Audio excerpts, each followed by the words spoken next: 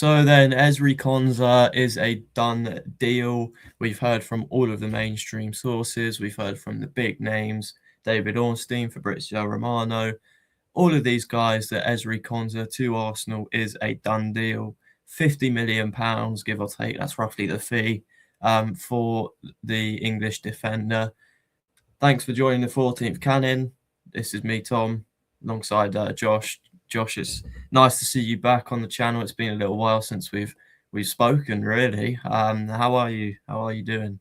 Yeah, I've been doing great, man. Thanks for having me back on. And yeah, I hope you've been keeping well as well, my friend. This is great to be back and looking forward to the show, man. Of course, a lot to talk about transfer wise, and of course the Konsa news which came out yesterday. So yeah, I'm looking forward to it, man. Yeah, so it's kind of the first time on this channel that I've sort of covered the Konsa news. It'll be interesting to hear your opinions about the signing. But for me, I'm just not 100% convinced with the deal. I don't know what it is about him. I don't know if it's the fact that his World Cup performances seemed a little bit underwhelming for England. Although if you look at his Premier League numbers and his Premier League hype, there seems to be a lot of people that rate this guy and are excited about the transfer. But for me, I'm sure he'll prove me wrong. But I'm a little bit unconvinced with the signing because as a short-term sort of replacement for William Saliba, who, as we know, is going to miss probably quite a large chunk of the season. I still think there are better solutions to it. I'm not sure about you, but I feel as if the club should have gone out and signed a proper out-and-out right back for me, because we've got Mosquera, we've got Ben White, we've got Timber, who can all cover in the central area, and we all know can play. All three of them can play there to a high level. We saw Ben White do it in his first season. We saw Timber covering there last season. And then Mosquera has come in for £13 million. And I don't think we'd be complaining, given his performances, if we'd signed him for £50 million. I think he's been that good. So for me, I do feel as if we should have signed a proper fullback as opposed to another centre-back, stroke right-back sort of hybrid. But yeah, what do you sort of make of this Konsa signing, and do you think that Arsenal have approached this situation in the right way? Well, look, I can definitely see where you're coming from. I think there's some great points there, and I'm in the same boat as you. I would have preferred an out and out natural right back to come in. With the Konsa thing, it's not one of those that excites myself. I'm sure it doesn't really. It's not like it's exciting, gets you on edge of the seat. Yeah.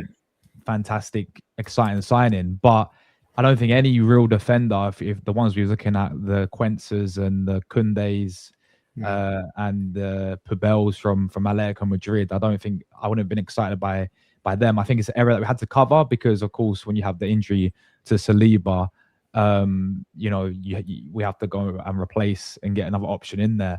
But yeah, I mean, quite clearly, the names I mentioned there, they all have a common theme. They're all centre back, stroke right back. As you said, hybrids, right? I think all four of them can do that role.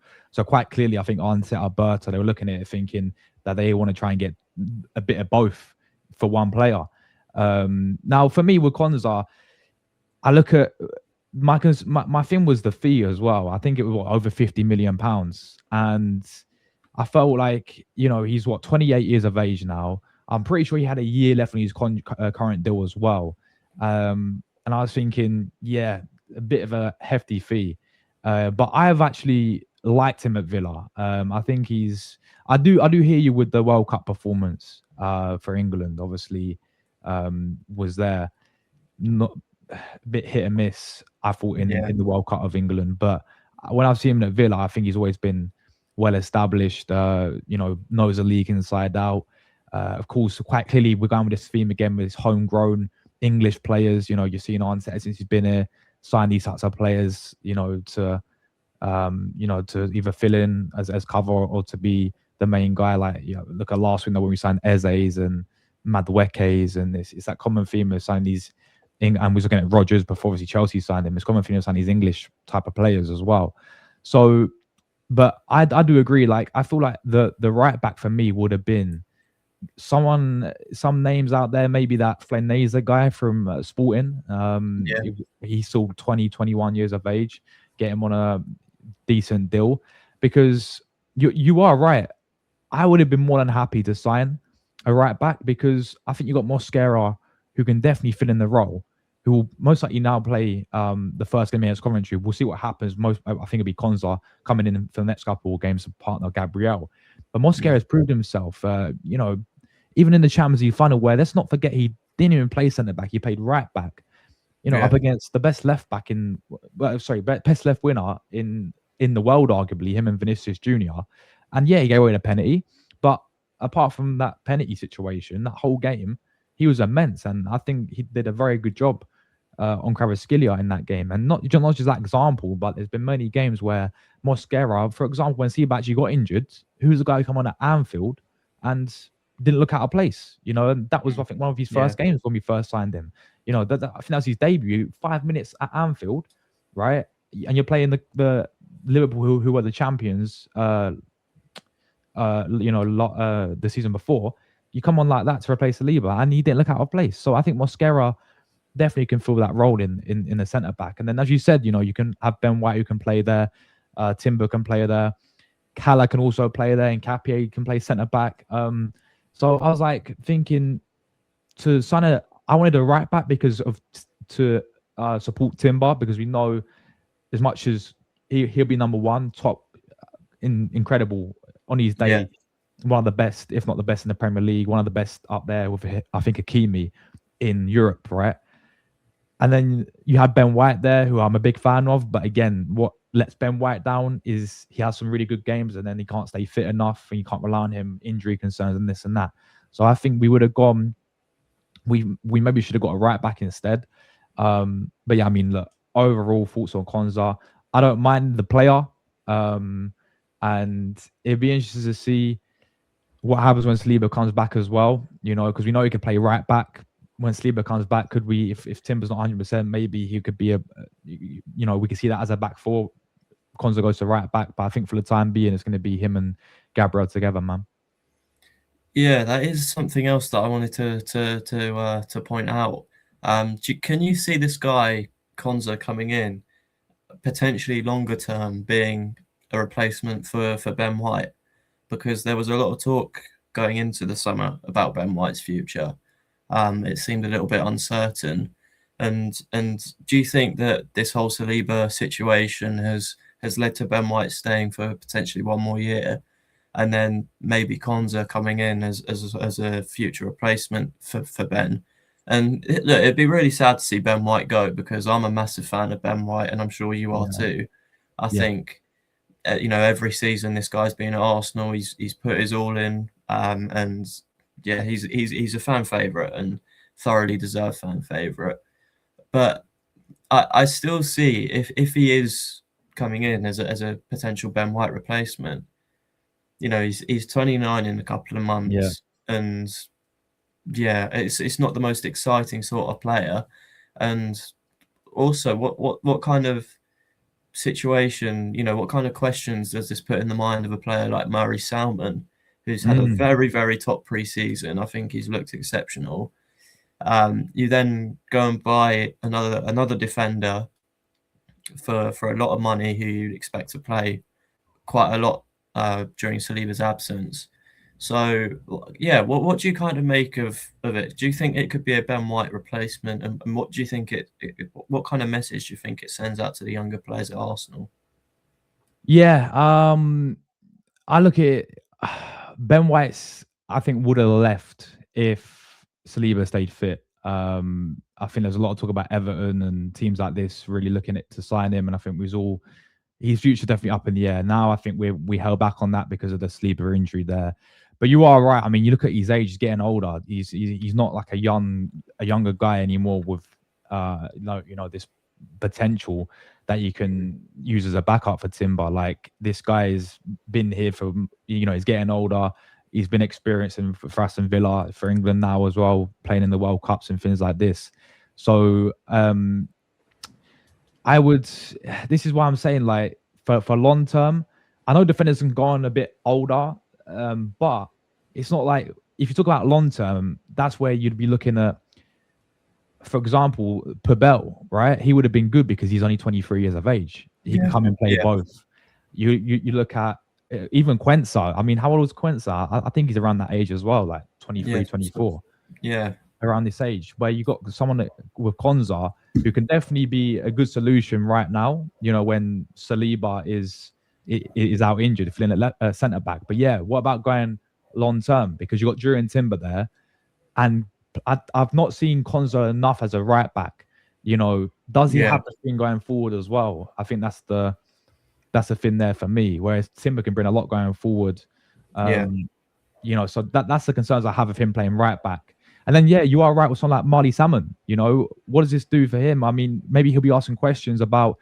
I get you got to factor in the age. The kid's only 16, right? But Yeah. you're spot on. This guy in pre-season, and when he played in the FA Cup last season, he was unbelievable.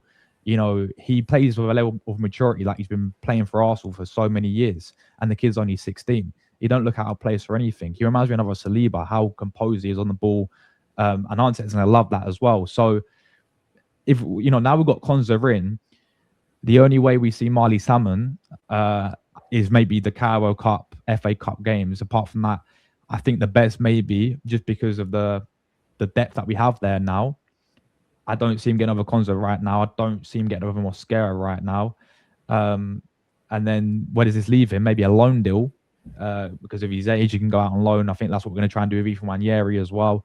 Yeah. Give him a full Premier League team, week in, week out game time if possible. And then we know that he's already shown a lot of potential as it is. Have him as a longer term backup for Saliba maybe. Yeah.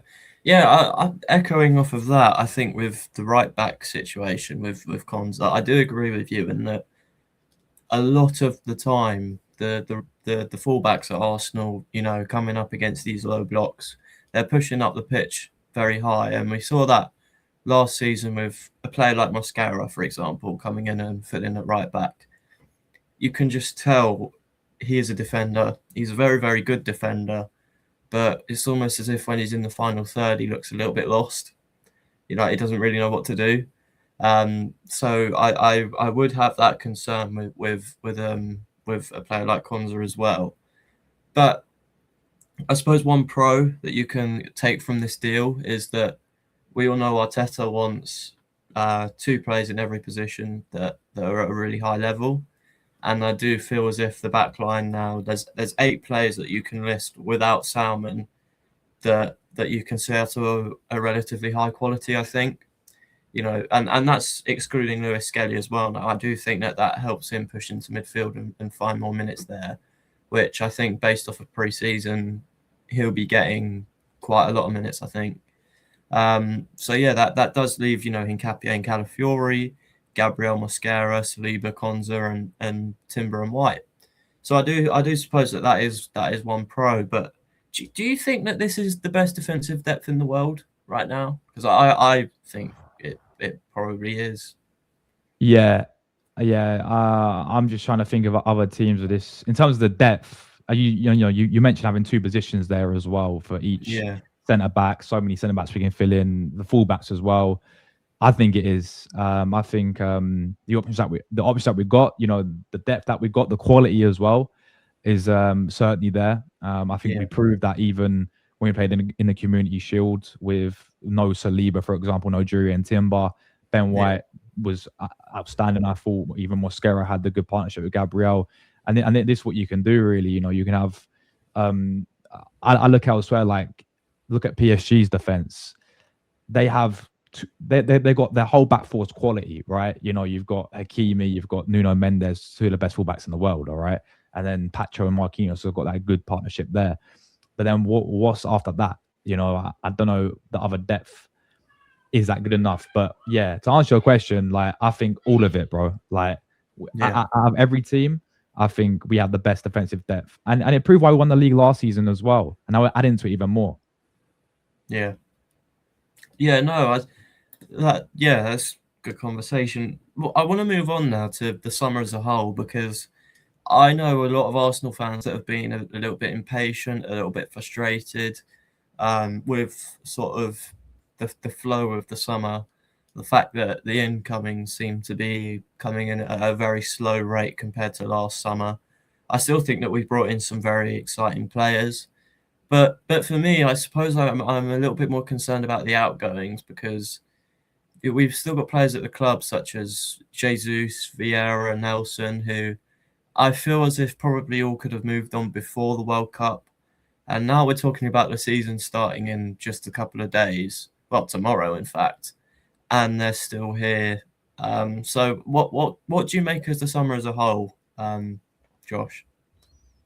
Yeah, I mean, a bit mixed feelings, really. I think we've signed some brilliant players. You know, Bruno Guimaraes in the midfield, I think, was an exceptional addition.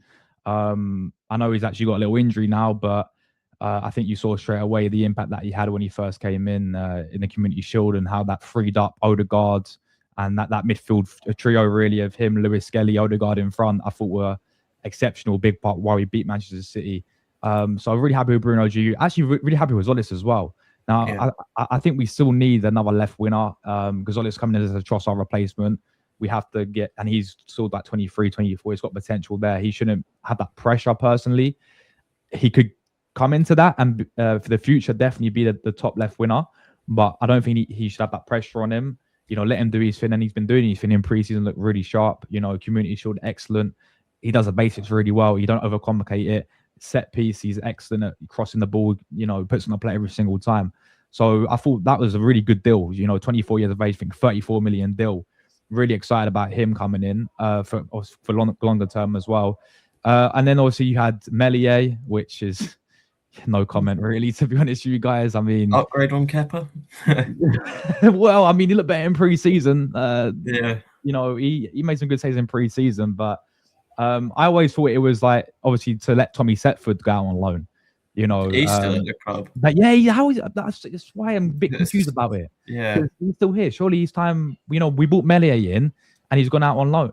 Then that means Tommy Setford will go out on loan. So Unless he's like requested to be playing for the under 21s or something, which for a keeper of Tommy Setford's quality, I think he's good enough to be playing first team somewhere. yeah, I think give him that move and give him that experience there. But yeah, I mean, then you have obviously Melier, Bruno G, Zolis, and obviously Konsa, who we just spoke about. Am I missing anyone? Is it those four? Incoming as well. It was Melier first, and Zolis, Bruno, Zolis, and Konsa. Bruno Yeah. G, Konsa. Yeah. See, It just feels a little bit underwhelming, doesn't it? Yeah. I mean, compared to last season, you know, I think like last season, I know we Yeah. had a bit of business towards the end of the window. Like we've got Eze in. I think on this day, actually, we're recording this. I think Eze was officially announced today. But then we got in Capie.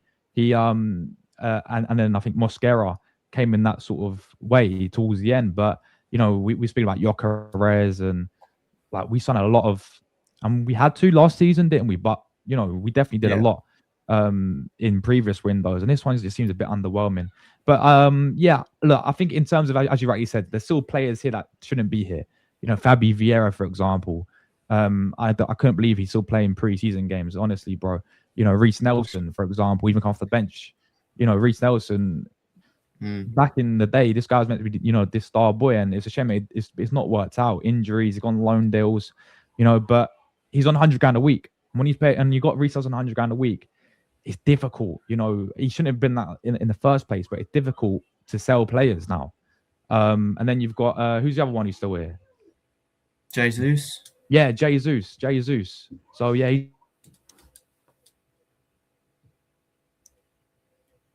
He has gone. He was talking about Gabriel Jesus, and yeah, look, there's lots of talk about Napoli, interest from Napoli. However, I don't think he's keen on the move.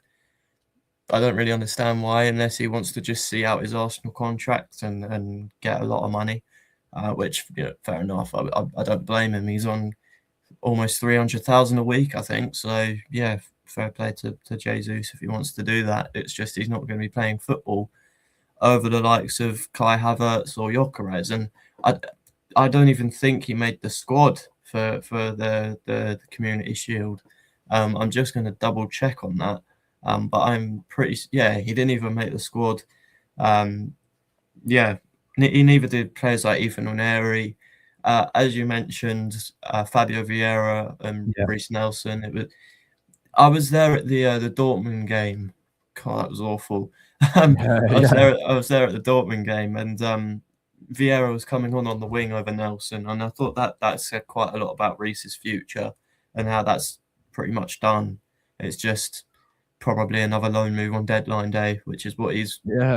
been given, what, 2-3 years on the bounce now. So yeah, you were saying about Jesus.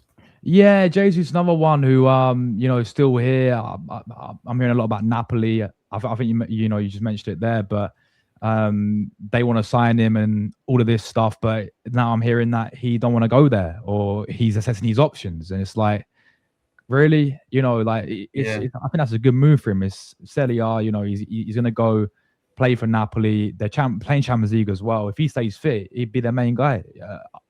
Definitely up front for them. So it's like, again, it's a shame with Jesus because when he first came in, he's absolutely brilliant. The injuries, his knees are finished. He can't be yeah, at the club. And then obviously Martinelli's an interesting situation as well, isn't it? Because yeah. That's another one. he went in the Community Shield squad, and I think that told big answers there because I was surprised. I don't know about you, but at least on the bench, we know how open the game was. On the Yeah, bench, he thrived. there were like I believe Arteta said something in some sort of press conference about squad numbers and how he's trying to talk to the FA about the Premier League bringing in bigger squads and bigger benches, Mm. and that's I can only assume that's because we've got so many players. As I say, 2 players in every position of good quality, but a Premier League bench only holds 9 players. Yeah, something like Um, this. Yeah. so yeah, not everyone can make the matchday squad. That's the story of Ethan Oneri last season. Um, so yeah, I do think Arteta's trying to sort something out, but with the season starting tomorrow, I doubt anything's going to happen. But yeah, Martinelli's another one. Apparently, there's interest from Saudi, but Martinelli Yeah. prefers European destination, which, from what I've heard, are there actually any European clubs after him other than Galatasaray?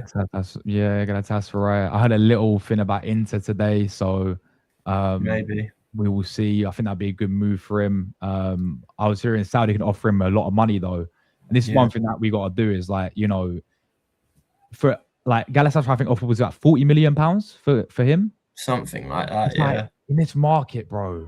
And we saw it last season with how much we paid for Noni Madueke. We paid yeah. 52 million for Noni Madueke. Alanga went to Newcastle for around 50, 60 million. Who's the other one? I think it was Kudus. He went to Tottenham for about 60 Kudus. million as well. Yeah, So yeah. it's like, What I would say on Martinelli, sorry. What I would say no, go on Martinelli is, I do think we have to decide what we're going to do with him at some point within the next week because his deal's up in next summer. Next summer, I think his deal's up. yeah, yeah, He might have a +1 thing or whatever, but we don't want to lose out on a sellable asset for nothing. It was similar to Nketiah like 5 years ago. His contract was running down. He was in the team, scoring goals, and he signed on to a new deal. And in the end, we got about £30 million for him. We don't want that to happen with Martinelli because he is probably within the squad right now are players that Arsenal could be looking to move on. He could be the one that we're going to get the most money for.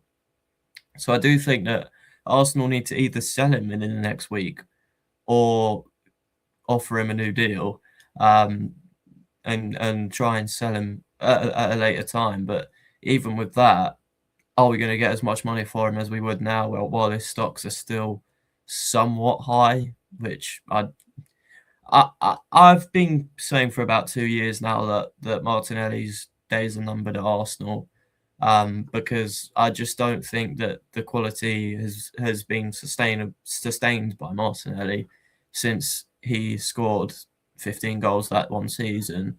I yeah. think from that point, I just think that his stock, his value is just going down. But yeah, what do you make of Martinelli? It's a shame, man. It's a shame because I think we all loved this guy when he first came in. You know, came from the second division of Brazil. He was like, you know, who's this guy out of nowhere? And he burst onto the scene. He gave us a bit of, you know, excitement. We was like, wow. I mean, this kid is very special. This one's for the future for sure. I remember in his first season, he played as a striker, like up front. You know, scored a few goals in Europa League and Carabao Cup against Liverpool, and it was just a breath of fresh air, especially because when we was in that period where we was in the gutter, you know, proper in the mud as a team. I think we had second season of Emery, was everything was going wrong. So when he first came in, it was just something different that you know we needed, something to give us a bit of hope that season. And then I mean, as you rightly mentioned, 22-23, exceptional. You know, the whole attack was so free flowing. The midfield was Xhaka in there, I think played a big effect. And I also think what he struggles against, and you've seen it in the Premier League, 1 goal last season in the whole Premier League season. Yeah. Right, compare that to the Champions League and other competitions. Like he scored a hat trick in the FA Cup against Portsmouth. You know, scored quite a few in the Champions League. I think it's when we play teams who are pragmatic, who are teams who play low blocks against us. I think that's where he struggles the most because there's a lack of space, and I think, second guess himself. I think he overplays, or like he takes an extra touch, or you know, he runs with his head down. I think I've seen a lot of people say that. So man, like I look at it thinking it's a real shame. And I do agree. I think now we need to sell because you are right. What he says at Arsenal, and if we do get another left winger, and hopefully he's going to be right on our bench for the whole season, effectively. Yeah. No, there are rumours that Arsenal will only be willing to sell once they have found that replacement. And given that there's only like a week left, or a week and a bit left of the window, I do think, you know, that list of players as possible replacements that are actually upgrades on Martinelli is decreasing. I mean, we went from Vinicius Junior and Barcola to, you know, at some stage there was talk of Marcus Rashford. There's been talk of Anthony Gordon, obviously, before he went to Barca.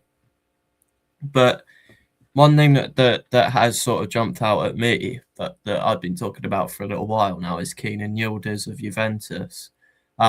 I think this guy's a really exciting player. I think he'd be an upgrade on Martinelli, and especially considering what I've just mentioned, the fact that the number of players that are available on the market right now that are actually upgrades on Martinelli and not just, you know, a sidestep or potentially, you know, not as good. I do think Yildiz would give us, you know, something different and just something that's a little bit more exciting. I do think this guy, although he's young, has got a lot of potential to be one of the best in the world, I think. So you obviously know the Serie A better than me.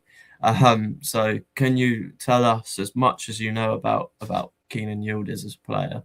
Yeah, look, this for me would be an absolute no-brainer. You know, Yildiz for me, I compare it to a very similar situation with Kvaratskhelia when he was at Napoli. You know, he needed that step up, and he got that step up at PSG. Yildiz is that, you know, Napoli. Obviously, Kvaratskhelia was a big part for 2-3 seasons at Napoli. You know, he won the league out of it. Him and Oshman had a fantastic partnership. But you know, he was known at Napoli, and it's a player that people are talking about. But comparing to what he is now, you know, he's took that step up under Luis Enrique, under much better, with all due respect, Napoli, a much better team. And he's won 2 champs in a row. You know, being that main guy, one of the main guys. As I said, now he's turned into one of the best left winners in the world. And I think Kenan Yildiz is at that similar situation where he's the main guy at Juventus. Everyone will say this as when Juventus fans can all agree. That's why he signed a new contract. That's why they've tied him down to a new deal with a good amount of money. That's why he's considered untouchable, because he's their star boy, effectively. He's their main guy. They want to build a team around him. He's 21 years of age. You know, he's got a really bright future ahead.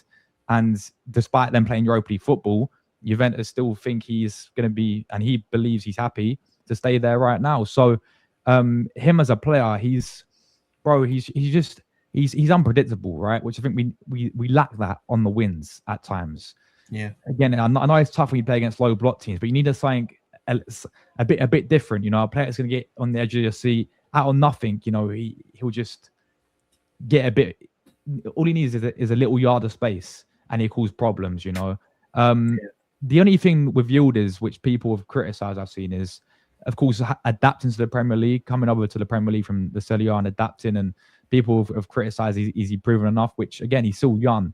So I think it's harsh to say that, because, you know, you're saying about a 21-year-old coming in and, you know, oh, he's unproven. But I think that's because of his age. It's a risk that you can take. And certainly in the Serie A and certainly for Juventus, the thing about him the most is, I mean, predominantly he's a left winger, which we need desperately, as we know, but he can play as number 10. He can play centre forward at times, like sort of play false nine. He can play on the other wing as well. He's so versatile. He could play in so many different roles. And like I said, technically is incredible. You know, so many times I see three, four defenders on him all the time. And as I said, he needs that yard of space, does them all, you know. And what I rate about him as well, which I noticed, when he first came in, I don't think he had, but towards last season at Juventus, is the end product. You know, 9 times out of 10 makes something, either gets his shot on target every single time, or of course converts it. And I think that's something that you need as a winner. End product, man. So it's not like when you watch Madueke or even Martinelli, where they do everything right until the final third, and we know what happens there. Just very frustrating. That's what I describe Madueke. So frustrating to watch. You can do some really good moments, and the end product's nothing's there. But with Yildiz, is you just have a look at some of his goals, guys, that he scored last season. You know, when he gets that space, he's a killer in front of goal. So yeah, for me, I think that's a no-brainer. And I'll quickly add, in terms of the situation, they may say that he's not available. They may say that he has signed a new contract. But Arsenal now, we proved we had the money with the Vinicius Junior. We proved we had the ambition to sign Vinicius Junior, right? Which I can't knock the club for that, because he ended up saying at Real Madrid, nothing we could really do about that. At least we showed the ambition. But now use that same ambition, use that same, you know, energy for Kenan Yildiz. Knock on Juventus's door. They need all the money they can get. You know, they're struggling to register players in European competition. They're playing Europa League football. As I said, give him the step up. The player will want the move because we're Premier League champions, right? Champions League football, Premier League football as well, right? You're coming into a much better team on that left-hand side, being the regular on the left-hand side. It's a complete upgrade. And it's not me disrespecting Juventus because they're a massive football club, as we know, but they ain't the same Juventus that they once were. They're completely fallen off a cliff. They're going through 3 different managers. They're in a complete overhaul. You know, they're trying to get back up there.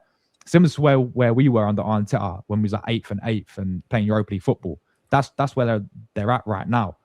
And they're trying to get Champions League again. They're trying to get to win the league again. But I think he'd be open to the move. But you got to put down the money to make these players available, man. Yeah, no, I do agree. Obviously, credits to the club for at least, you know, being within the talks with Vinicius Junior. I do think that is big, and I think that shows where Arsenal are at the moment. You know, with a very high profile name like Vinicius Junior, and the fact that Arsenal are in the conversation for him. Yeah, no, Josh, thank you very, very much for joining me this evening. You can go and subscribe to Josh. I'm sure you already are, but if you're not, I'll have his handle in the title and also his link in the description. Go and subscribe to him both, and watch the content. And while you're at it, subscribe to the 14th Canon as well. We're very, very close to 200 subscribers. So yeah, Josh, thank you very much for joining me tonight, talking about the transfer window. A little under 2 weeks now, I believe, is left of the window. So let's hope that Arsenal, you know, Konsa's coming in. Let's hope that at least one more addition's coming in. And yes, I will be back tomorrow evening post Coventry game. I hope everyone enjoys that Coventry game, and I will see you after that one. Come on, Gunners.